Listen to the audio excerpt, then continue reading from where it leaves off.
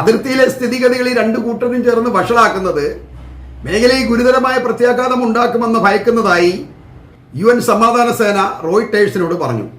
ഈ UN സമാധാന സേനയൊക്കെ പറഞ്ഞ ചുമ്മാതാണ്, അവർക്ക് യാതൊരു വിധമല്ല, അവരെയും കൂടെ വമ്പിട്ട് കൊല്ലുകയാണ്. അപ്പോൾ അവർ പലതും പറയും, അതാരും കാര്യമാക്കുന്നില്ല. യുദ്ധം ഒരു വശത്തോട് നടക്കും എന്നുള്ളതാണ് രസം.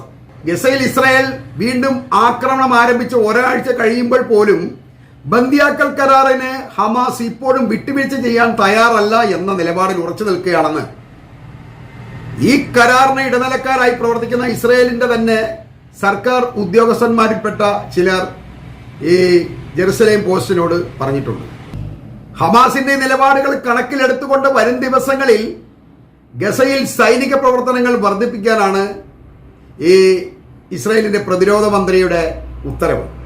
അതിനായി പറയുന്ന ന്യായം, ബന്ദികളെ മോചിപ്പിക്കാനുള്ള ഒരു കരാർ ഞങ്ങൾ ആഗ്രഹിക്കുന്നുണ്ടെങ്കിലും ഹമാസ് താല്പര്യം പ്രകടിപ്പിക്കാത്തതുകൊണ്ട് ഞങ്ങൾക്ക് മറ്റു മാർഗമില്ല എന്നാണ്. അതുകൊണ്ടാണ് ഞങ്ങളിപ്പോൾ ഗസയുടെ ഭാഗങ്ങൾ പിടിച്ചെടുക്കാനും അവിടെ സൈന്യത്തെ നിലനിർത്താനും ആഗ്രഹിക്കുന്നത് എന്നാണ് അയാൾ പറയുന്നത്. എന്നാൽ ഇയാളുടെ ഈ നിർദ്ദേശത്തിന് പിന്നാലെ ഇസ്രായേലിൽ നെതന്യാഹു ഭരണത്തിനെതിരെയും ഈ പ്രതിരോധ മന്ത്രിക്കെതിരെയായിട്ട് വളരെയധികം പ്രതിഷേധങ്ങൾ വർദ്ധിക്കുകയാണ്. ഇത്തരം ഉത്തരവുകൾ ഇനി ബാക്കിയുള്ള ബന്ദികളെ കൊലയ്ക്ക് കൊടുക്കാനും പുതിയ സൈനികരെ കൂടി തീവ്ര സംഘടനകൾക്ക് എറിഞ്ഞു കൊടുക്കാൻ ഞങ്ങളുടെ കുട്ടികളെ വിട്ടുതരില്ല എന്നും ഈ പ്രതിഷേധക്കാർ വിളിച്ചു പറയുന്നുണ്ട്.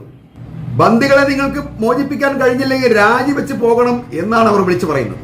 അതല്ലെങ്കിൽ മാന്യമായി ഹമാസുമായി ഒരു കരാറിന് തയ്യാറാവണം. ഇത് രണ്ടുമല്ലാതെ യുദ്ധം കണ്ട് നിങ്ങൾ ഒരിക്കലും വിജയിക്കില്ല എന്നവർ നെതന്യാഹുവിനെ കുറ്റപ്പെടുത്തുകയാണ്.